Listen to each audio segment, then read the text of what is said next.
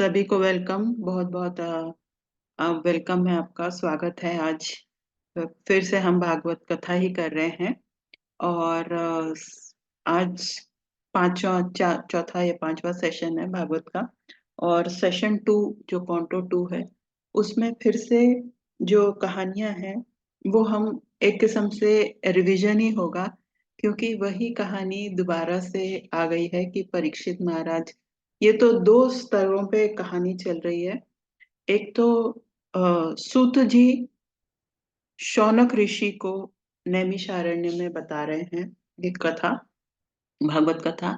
और दूसरा दूसरा दूसरे स्तर पर जो है कि परीक्षित राजा जो हैं वो सुन रहे हैं किससे? सुखदेव जी से। तो सुखदेव जी की भी कहानी दोबारा से आती है कि सुखदेव जी कैसे पैदा हुए। वे 12 साल तक अपनी माँ के ही गर्भ में रहे और 12 साल तक हमें। एक्चुअली क्या होता है, एक बार परीक्षित महाराज चले जाते हैं, जंगल में जाते हैं परीक्षित। तो वहां पर एक गाय जो है वो रोती रहती है, और वृषभ जो है बैल, वो 3 पैर से खड़ा हुआ होता है, एक ही पैर होता है उसका। वृषभ सोचिए एक पैर में कैसे खड़ा होगा। तो वो वृषभ ना आ, गाय को देख के पूछता है कि आप क्यों रो रहे हो। तो गाय बोलती है कि मैं आपका 3 पैर नहीं है बोल के मैं रो रही हूँ। तो वृषभ बोलते, अरे मेरे 3 पैर नहीं है बोल के आप क्यों रो रहे हो, आप रो दुखी हो बोल के मैं रो रहा हूँ। एक्चुअली गाय जो है वो भूमाता है, और वृषभ जो है वो धर्म है। धर्म का 4 पाद रहता है, सत्य है, शौच है, दया और तप। ये 4 बात। कलयुग में ये 3 पैर जो है टूट जाते हैं। सिर्फ सत्य ही एक पैर है, जिसमें वो वृषभ जो धर्म खड़ा है। सत्य हमेशा रहेगा। जो जो भी युग है उसमें सत्य रहेगा। सत्य क्या है? आत्मा है, परमात्मा है, जो कभी भी नहीं बदलता। बाकी 3 बदलते रहते हैं। तो ये 3 पैर जो है वो टूट गया है। किससे टूटा है? कलि पुरुष के प्रभाव से टूट गया है। तो कलि पुरुष जो है, ये दोनों बात करते वक्त वो कलि आके गाय को बहुत जोर से मारते हैं और वृषभ का वो 3 पैर भी तोड़ देते हैं और छिप जाते हैं। तभी परीक्षित महाराज आते हैं, बोलते हैं कौन दुष्ट है जो ये इतना दुराचार काम कर रहा है। तभी कली प्रकट होता है। महाराज को बोलते हैं, देखिए महाप्रभु, आ, अभी तो भगवान ने, अभी मेरा समय है, कली का समय है। मुझे अभी जैसे भी हो रहना है। अगर आप रहेंगे तो मैं कहाँ रहूंगा? मेरा तो कोई स्थान ही नहीं है। मैं जहां भी जाता हूँ आप आ जाते हैं उनको रक्षा करने के लिए। तो अभी मेरा समय है, मुझे राज करना है, मेरा शासन का समय है। तो परीक्षित को बोलते हैं नहीं, ऐसा कैसे होगा। तो कली बोलते हैं, आप एक काम कीजिए, मुझे ऐसे स्थान बोलिए जैसे मैं रहूं, और वहां से आप नहीं आएंगे वहां पे। ठीक है। परीक्षित तभी 4 जगह बोलते हैं, जहाँ जुआ खेलते हैं, जहाँ मदपान होता है, जहाँ पर स्त्रियां अपने मर्यादा को भूल जाते हैं, और एक कुछ बोलते हैं मैं भूल गई। तो कली बोलते हैं, अ, परीक्षित महाराज को पता है जब तक उनका राज्य परिपालन है, ऐसा उनके राज्य में होगा नहीं, कली प्रवेश कर नहीं सकता। तो कली बहुत चालाक। तो वो क्या क्या करते हैं कि बोलते हैं, महाप्रभु आप मुझे और एक स्थान दे दो, ये 4 छोड़ के, कि मैं जहां पर मैं रहूं।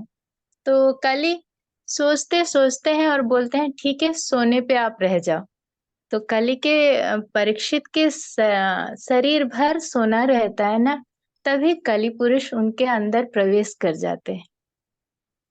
फिर कली पुरुष प्रवेश करने के बाद ये घर चले जाते हैं। परीक्षित महाराज प्रवेश करते हैं और मुकुट नीचे कर देते हैं। कली तो प्रवेश हो गए हैं, फिर क्योंकि उनके अंदर कली का प्रवेश हो गया है, तो उनका विचार सब बदलते जाते हैं। वो शिकार पे आ जाते हैं। राजा कभी भी ऐसे ही शिकार नहीं करते हैं। शिकार तभी करते हैं जब जंगल में कोई आके बोलेंगे कि जंतुओं का, हिंस्र जंतुओं का ज़्यादा हो गया है, कुछ कुछ भी कोई भी एक कारण होने से ही वो शिकार करते हैं। ऐसे ही शिकार पे नहीं चले जाते हैं। तो ऐसे शिकार करते जाते हैं और ये स्टोरी तो आपको पता है। वहाँ जाते हुए वो ऋषि को देखते हैं, वो सम्यक ऋषि हैं, जो वहाँ पर बहुत ध्यान मग्न के साथ ध्यान करते रहते हैं। अतः वहाँ पर ये परीक्षित जो हैं, वहाँ देख के बोलते हैं, क्योंकि उनके अंदर कली का प्रवेश हो चुका था, तो उनके अंदर जब भी कली प्रवेश करता है, हमारा बुद्धि और काम नहीं करता है। वो सर यहाँ पर जो परीक्षित परीक्षित कहा जा रहा है, वो परीक्षित हम ही हैं। महाभारत में जैसे अर्जुन हमारा रिप्रेजेंटेशन कर रहे थे, कृष्ण परमात्मा हमें ज्ञान दे रहे थे भगवत गीता के माध्यम में। भागवत भी एक माध्यम है कि भगवान को पकड़ने के लिए। ये कली प्रभाव से हमारे मन को हम भगवान के तरफ कैसे मुड़े, वो श्लोक के माध्यम से था, ये कहानी के माध्यम से भगवान को पकड़ने का माध्यम है एक, ये है। बस तरीका अलग-अलग है। 1 मिनट मैम। जी जी मैम, बोलिए बोलिए।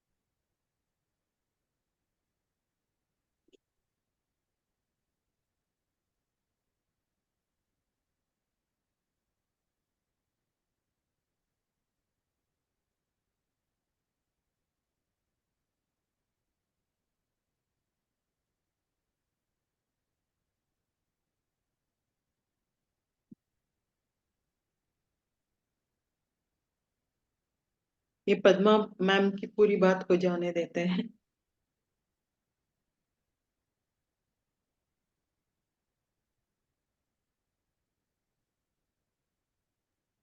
Sorry, sorry. हम्म, थोड़ा सा डिस्टरबेंस। हाँ तो कोई तो सम्यक ऋषि जो थे, तब वो ध्यान मग्न होते हैं। कली, क्योंकि कली देखिए, कली परीक्षित के अंदर प्रवेश कर गया, लेकिन सम्यक ऋषि के अंदर वो कली प्रवेश नहीं किया है। भागवत को आप इंटरप्रेट कीजिए। यहाँ कली क्यों, यहाँ पर दो व्यक्ति हैं, परीक्षित भी हैं और ऋषि भी हैं, तो कली इनके अंदर गया ही नहीं।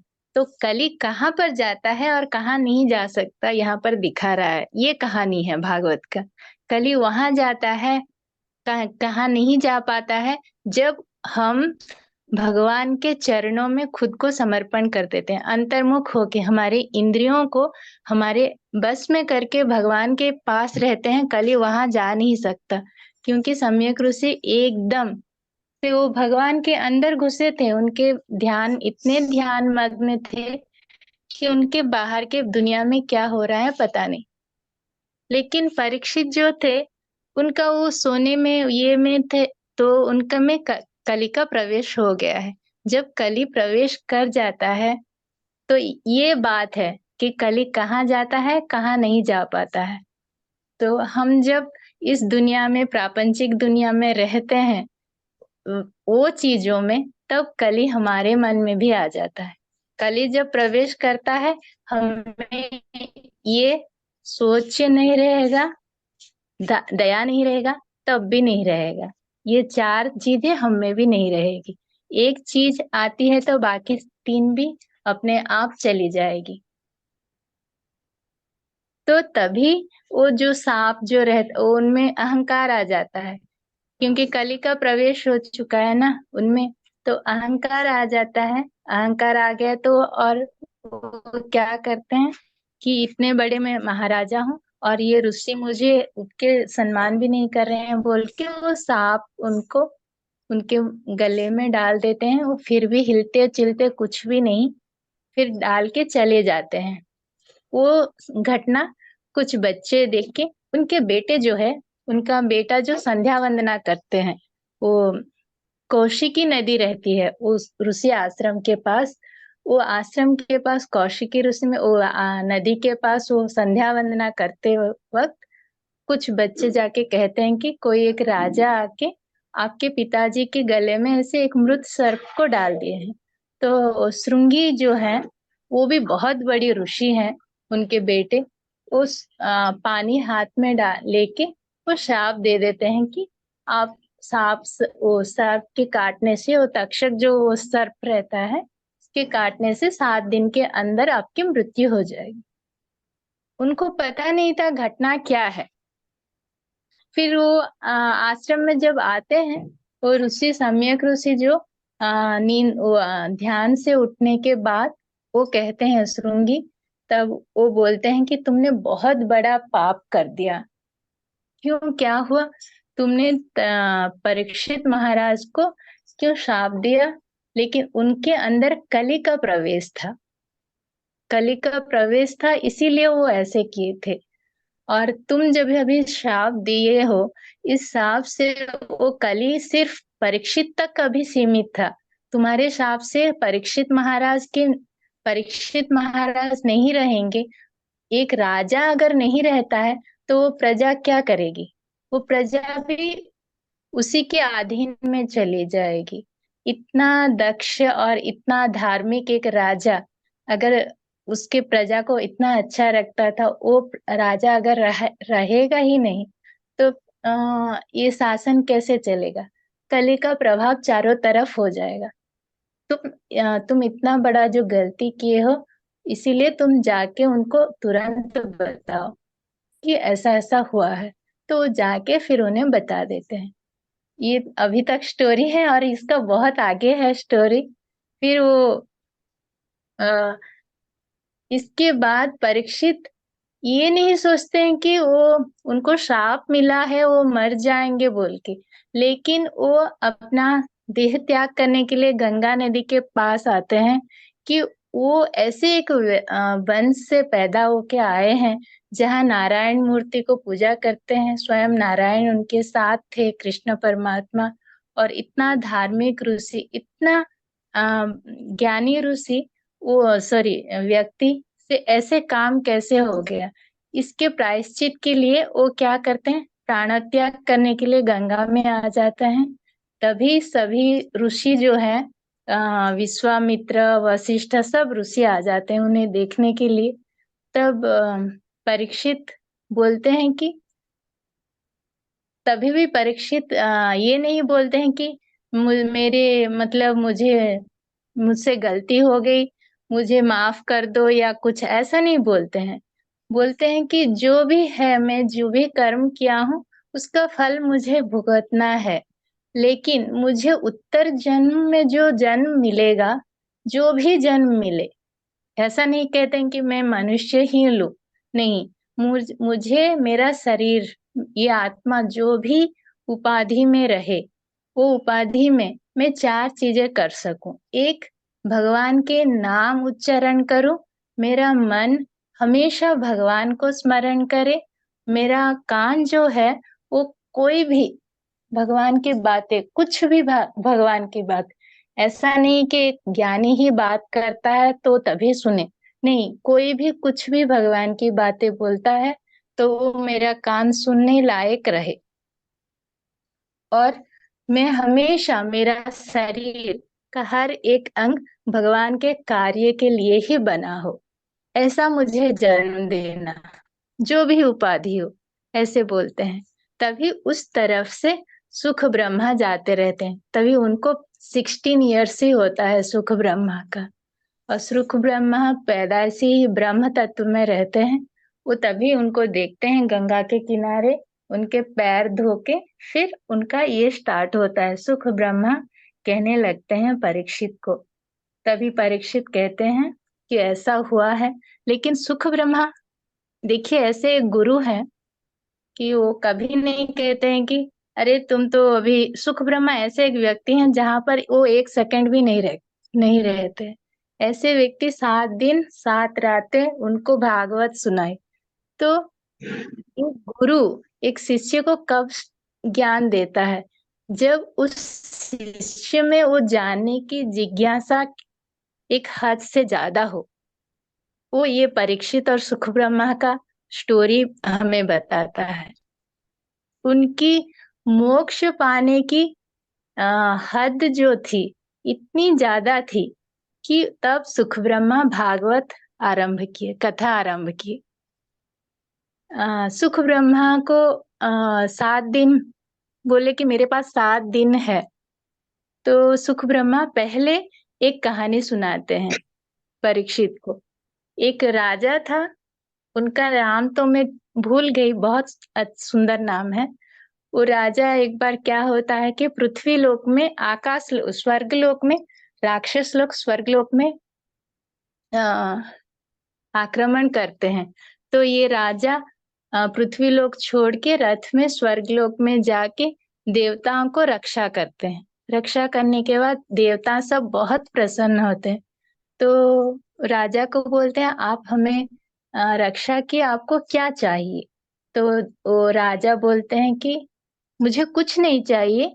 आप अगर मुझे कुछ कर सकते हो अच्छा काम, तो मुझे कह दो कि मेरे जीवन का और कितना समय बचा है।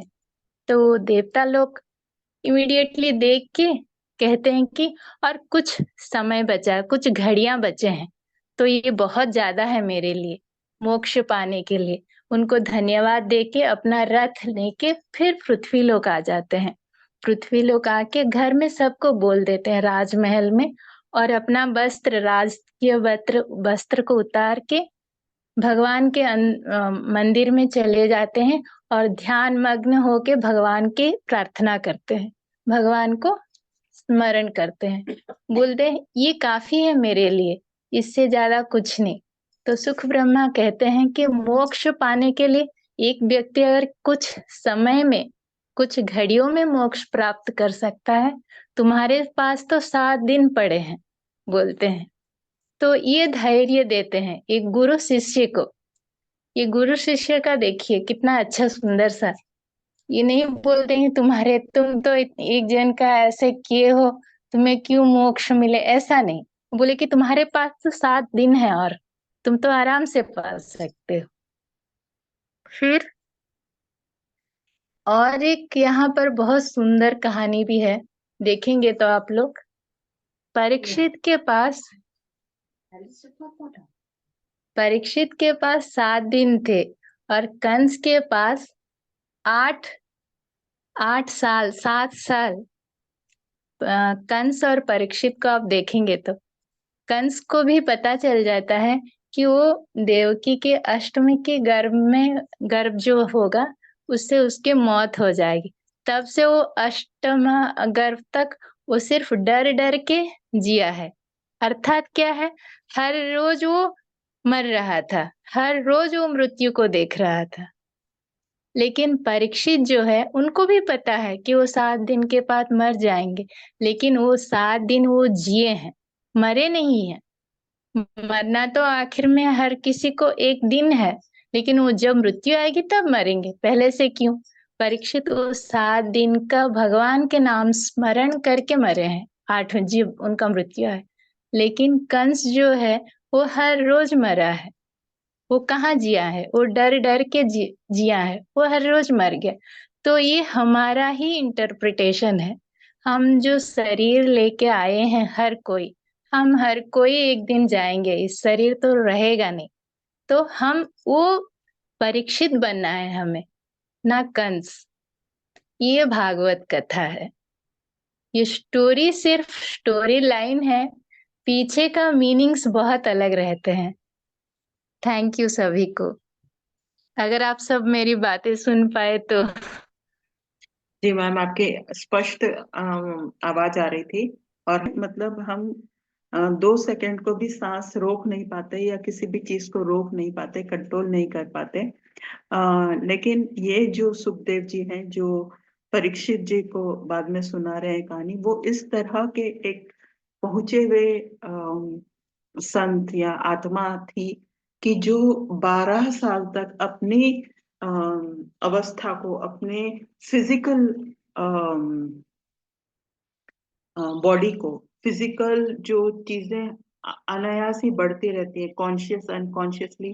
तो हमारे शरीर में दो तरह का होता है, एक तो हम अनकॉन्शियसली कुछ चीज बढ़ती है या काम होती रहती है या आगे बढ़ती रहती है, जैसे डाइजेशन, रेस्पिरेशन, जिसमें हम कुछ नहीं करते। और कुछ चीजें तो हम कॉन्शियसली करते हैं, यानी कि कोई एक्शन। तो ये सुखदेव जी जो ये परीक्षित महाराज राजा को सुना रहे हैं कहानी, वे इस तरह के एक बीइंग हैं कि जिन्होंने 12 साल तक अपनी माँ के गर्भ में उन सारी फिजिकल एक्टिविटीज या फिजिकल ग्रोथ को रोके रखा। फिर तब वेद व्यास जी ने जब मतलब एक बार भागवत लिख ली, और ये भी शायद पद्मा जी ने, किसी न किसी ने ये कहानी हमें बताई थी कि वे जो सुखदेव जी जब गर्भ में भी थे, तो वह वेद व्यास जी को जब वो कुछ मंत्र कहते थे या कुछ कहते थे, तो टोकते भी रहते थे कि नहीं, ये ऐसा नहीं, ये ऐसा नहीं, वह वैसा नहीं। तो वो एक ऐसे बच्चे थे कि जो पहले मतलब एक किस्म से बहुत ही पहुंचे हुए या बहुत ही पहुंचे हुए व्यक्ति थे या बीइंग थे। तो वो परीक्षित जी को सुना रहे हैं। और दूसरे स्तर पर ये कहानी में कहानी है कि फिर जो अ, उसके बाद मतलब महाभारत के बाद, कलयुग के बाद, इस तरह दूसरे युग में या दूसरे काल में ये सूत जी शौनक को सुना रहे हैं। तो ये दो स्तरों पे कहानी चल रही है। तो जो ये अभी हम 4-5 दिन से कहानी सुनते सुनते हो गए। इसमें जैसे मैंने शुरू किया कि ये आपको भी पता होगा कि इसमें भक्ति भाव, और आज का जो सेशन है वो पूरा भक्ति पर ही है, या ये कह लीजिए थोड़ा सा वेदांत भी इसमें आ गया है। सेकंड कॉन्टो में उसका नाम ही है कि क्रिएशन, यानी कि हम फिर से किस तरह से क्रिएशन हो रहा है, मैनिफेस्टेशन हो रहा है। खासकर इसमें मैनिफेस्टेशन की बात है। क्रिएशन तो हम वो पुरुष, प्रकृति पुरुष जो है वो पहले खंड में थोड़ा बहुत हमने टच किया था कि वो 24 अवतारों में जब हमने कहा था, तो प्रकृति और पुरुष जो थे वह भी विष्णु के ही एक अवतार थे, तो वो तो वहां पर टच हो गया था। इस बार मैनिफेस्टेशन की बात है। तो ये वो वाली कहानी आज आरंभ हो रही है कि परीक्षित जी को सुखदेव जी जो है वो कहानी बता रहे हैं, मतलब सुना रहे हैं कि भागवत मैं आपको बताता हूँ। और आपको पता होगा कि ये भागवत कहाँ से शुरू होती है, कि उनके वो प्रश्न से कि भाई अब साधना का, शौनक ऋषि ने क्या पूछा था कि कलयुग में साधना का या अ, उच्चतम को पहुंचने का या वननेस को या अल्टीमेट तक का पहुंचने का क्या साधन है। परीक्षित जी का वही प्रश्न, थोड़ा सा बाकी सब प्रश्न एक जैसे हैं, लेकिन एक प्रश्न थोड़ा सा उनका अलग है कि वो पूछते हैं कि जो मृत्यु को पाने वाला व्यक्ति है, यानी मृत्यु उसके सामने खड़ी है, और वह व्यक्ति फिर उस वननेस को या उस अ, विराट रूप को या उस सुप्रीम बीइंग को, यहाँ पर ईश्वर भी नाम दिया गया है, सुप्रीम बीइंग, अन, तो ये नाम दिए गए, उसको कैसे पाएगा। सिर्फ एक ही प्रश्न उनका अलग है। तो परीक्षित जी ने जब ये पूछा, तो सुखदेव जी कहते हैं ये बहुत ही अच्छा प्रश्न है कि आप जो पूछ रहे हैं। फिर वो उनको हिस्ट्री में ले जाता है। फिर एक हिस्ट्री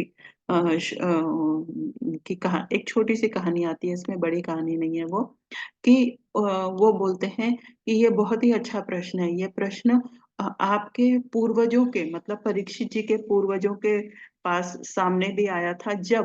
कब जब प्रलय हुआ था, और प्रलय में जब मतलब सागर मंथन हुआ था, तो इनके बहुत ग्रेट ग्रेट ग्रेट ग्रैंडफादर जो हैं, उनका नाम मैं ढूंढ रही हूँ। उनका नाम है,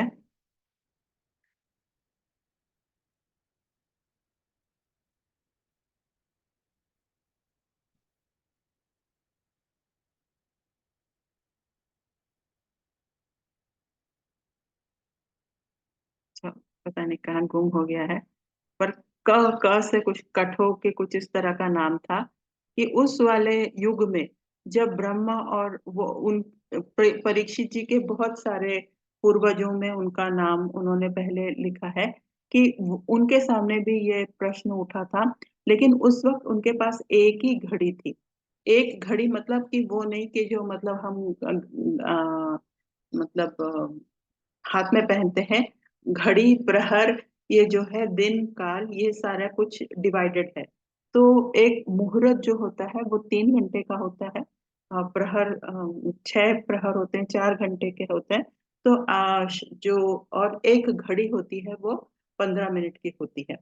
तो वो उनके पास सिर्फ इतना ही समय था, और उनको जो है कि अभी 15 मिनट में ही उनको अपना जीवन छोड़ना था। तो तब उनके पास भी यही प्रश्न था जो आपके पास है, कि जो व्यक्ति अभी उसको देह छोड़नी है तो वह क्या करे। तो उसको फिर सुखदेव जी उसको उनको बताते हैं, परीक्षित जी को, कि आपको क्या करना चाहिए। आपको क्या करना चाहिए, तो हमें जैसे, तो बात ये आज के सेशन में मैं मतलब मुख्यतः ये बात कहना चाहती हूँ, कि जो उन्होंने ध्यान करने की जो विधि बताई है, वही ध्यान करने की विधि हम पीएसएसएम में भी फॉलो करते हैं। लेकिन उन्होंने 2-3 किस्म के ध्यान बताए हैं। वही ध्यान बताया है कि सब कुछ मतलब अपने सभी ध्यान को छोड़ के देखिए, जो मृत्यु को प्राप्त करना है उसके लिए सिर्फ एक और उन्होंने एडिशनल, कि आप घर बार छोड़ दीजिए, यानी घर में रहेंगे तो फिर कोई ना कोई डिस्ट्रैक्शन रहेगा, तो आपको घर छोड़ देना है। आपकी अपनी जो सारी डर है, सबसे पहले उन्होंने डर के बारे में बात किया, कि जो मृत्यु के बारे में डर है वह आपको छोड़ना पड़ेगा।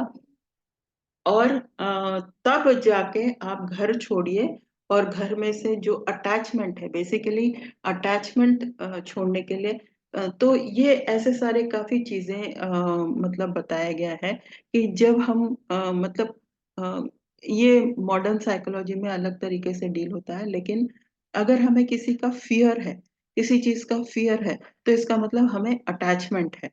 तो ये एक बहुत मतलब कैसे जैसे गूढ़ बात यहाँ पर कही गई है, कि हमें जब कोई किसी चीज से डर है, भय है, तो हमें देखना चाहिए किस चीज से अटैचमेंट है।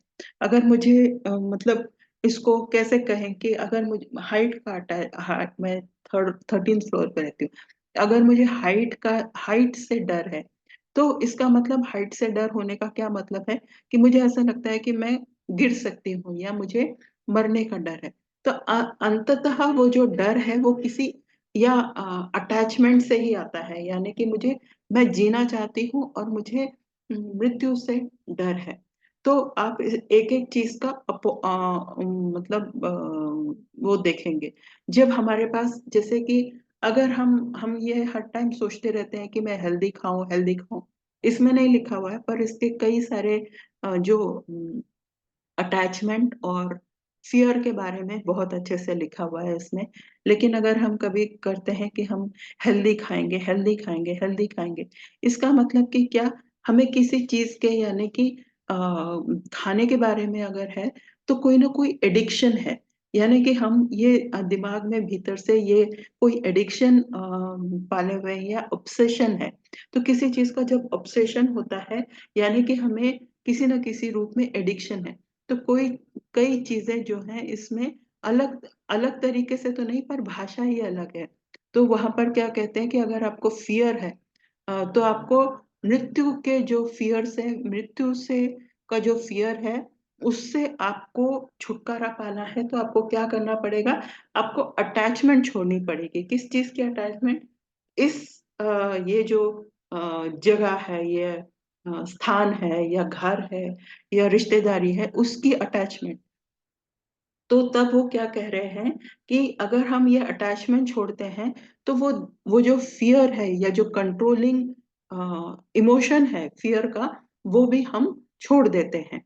तो घर में या वानप्रस्थ में सिर्फ क्रिया ही नहीं है, मतलब कि घर छोड़ के जाने के ही बारे में नहीं है। ये एक साइकोलॉजिकल या मेंटल इमोशनल प्रिपरेशन है, किसके लिए?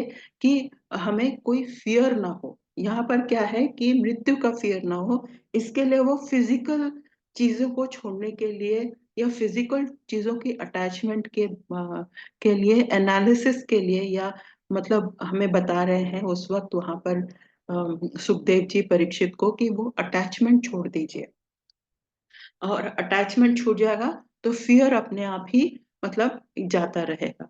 तो ये मुझे मतलब आपको भी बहुत अच्छी बात ये लग रही होगी कि हर चीज के पीछे जब हम उसके डेप्थ में जाते हैं तो एक हमारे ही अंदर का कोई ऑब्सेशन, एडिक्शन, फियर आता है कि हम किसी चीज को छोड़ नहीं पाते हैं या किसी चीज को कर नहीं पाते।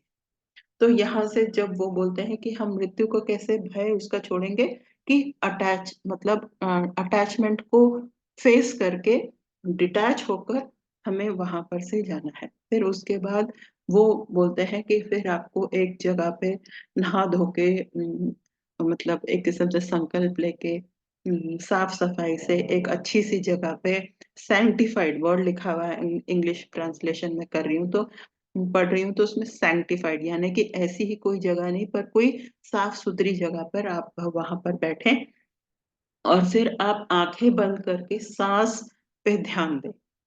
तो वही बात, मतलब अब कितने, जैसे 10,000 साल पहले की बात होगी, मान लेते हैं 10,000 साल पहले की बात होगी, तो ऐसा कुछ नहीं कि हम जो पीएसएसएम में आनापानसती ध्यान कहते हैं या गौतम बुद्ध ने कहा है, तो उसके कोई बैकग्राउंड नहीं है या उसका कोई पहले किसी ने कुछ कहा नहीं है। बस वो अलग अलग जगह पर अलग अलग तरीके से समझाने के लिए अपने स्टूडेंट्स को आनापानसती पूरा ही डिस्क्राइब कर दिया कि आनापानसती, पर यहाँ पर क्या लिखा हुआ है कि you have to control your breath.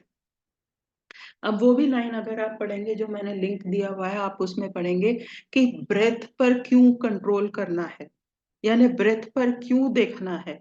Breath पर देखने से क्या होता है कि हमारा जो माइंड है वो कॉन्शियसली कॉन्शियसली बाकी सारी फियर्स और बाकी सारे जो भी डिजायर्स हैं, डिजायर्स, थॉट्स, फियर्स से हटने लगता है। ब्रेथ पर करने का, कॉन्शियसली प्राणायाम करने का, ब्रेथ पे ध्यान देने से क्या होता है कि हमारी जो फियर्स हैं, वो जो थॉट्स हैं, वो अपने आप ही जाती रहती हैं। तो आपने भी जब आप मतलब ध्यान नहीं लगने का जो हम शुरुआत करते हैं, या कई टाइम भी हो गया है, तो उस समय एक दिन अनघा जी ने मुझे ये प्रश्न पूछा था कि मैं पूरी तरह, या किसी ने पूछा था कि मैं पूरी तरह एकदम ध्यान में लीन नहीं हो पाती हूँ, यानी अपने आप को बिल्कुल ध्यान में मतलब खो नहीं जाती हूँ, लीन नहीं हो जाती हूँ, तो मेरे थॉट्स आते रहते हैं। तो उसमें हमें बार बार यही कहना करना पड़ता है कि हमें सांसों पे आना पड़ता है। यही हमें बताया गया है पीएसएसएम में। सांस पर क्यों आना है, यानी हम कॉन्शियसली अगर सांस पर ही रहेंगे, तो पद्मा जी बहुत बहुत वेलकम है आपका। वो वाला चल रहा है कि जब हम परीक्षित जी को ध्यान के बारे में बताया जा रहा है सुखदेव जी द्वारा, तो वो वाला प्रकरण में थोड़ा सा डिटेल में चली गई हूँ। तो वहां पर बहुत अच्छे से ध्यान का जो है वर्णन किया हुआ है, कैसे ध्यान करेंगे, कैसे हम फियर से आगे जा सकते हैं। तो मुझे लगा कहानी से हटकर थोड़ा हम प्रैक्टिकल, थोड़ा सा हम जो हम करते ही हैं, नॉर्मली करते ही हैं, उस पर, क्योंकि यहाँ पर पूरा चैप्टर ही उसके बारे में है कि मैनिफेस्टेशन और किस तरह से हम मैनिफेस्टेशन कर सकते हैं।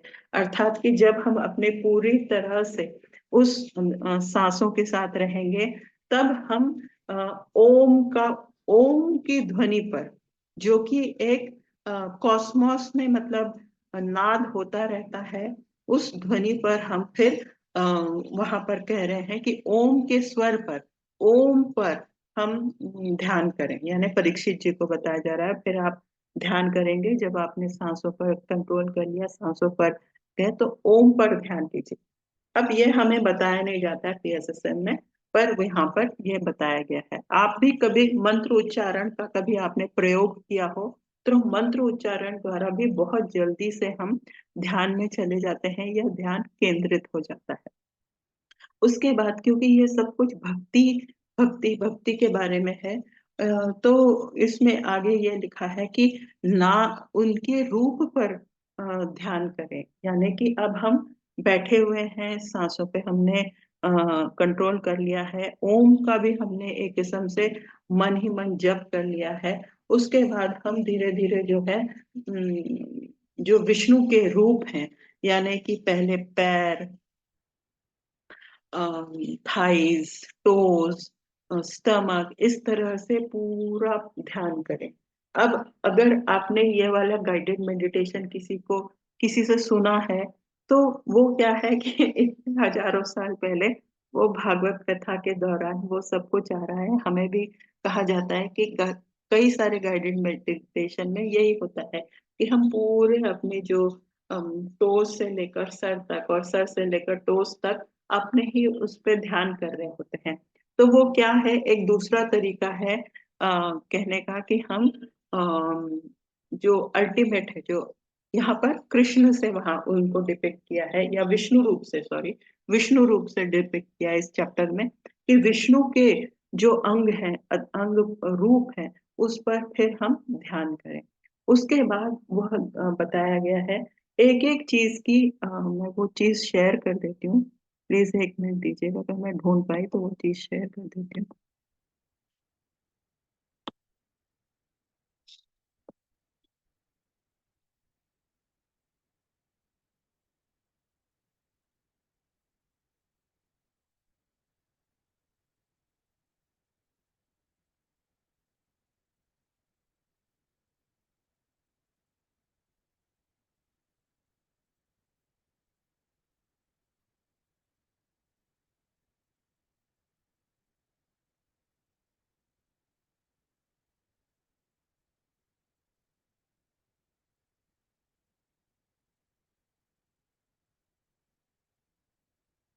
मिल गया। उन परीक्षित जी के उनका भी नाम मिल गया। कर, एक मिनट में बताती हूँ। तो परीक्षित जी के जो अभी मैं शुरुआत में छोटी सी कथा बता रही थी कि सेंट किंग कथवंगा, उनको भी ये ऐसा उनके सामने भी प्रश्न आया था कि वो उनको बहुत जल्दी से देह छोड़नी थी। उसके बाद यहाँ पर ये हम यहाँ पर आ गए थे कि हर एक अंग के बारे में बताया गया है कि क्या है। जैसे कि जब हम बेसिकली ये क्या है कि हम सांसों में डूब रहे हैं, तब हम विराट विष्णु की जब कल्पना करते हैं, तो the persons who have realised have studied the planets know as Patala constitute the bottoms of the feet of the lord. अर्थात कि हम पूरी एक किस्म से अपना विजुअलाइजेशन कर रहे हैं, जिसको अभी हम गाइडेड मेडिटेशन अभी बता रहे थे। यहाँ पर से टेक्स्ट 26 से अगर आप देखेंगे, तो यहाँ पर कि तलातल प्लैनेट्स हैं, knees of the universal form, the Sutala, two thighs, the Vitala, Atala planetary systems, hips are the Mahitala, and outer space of his navel.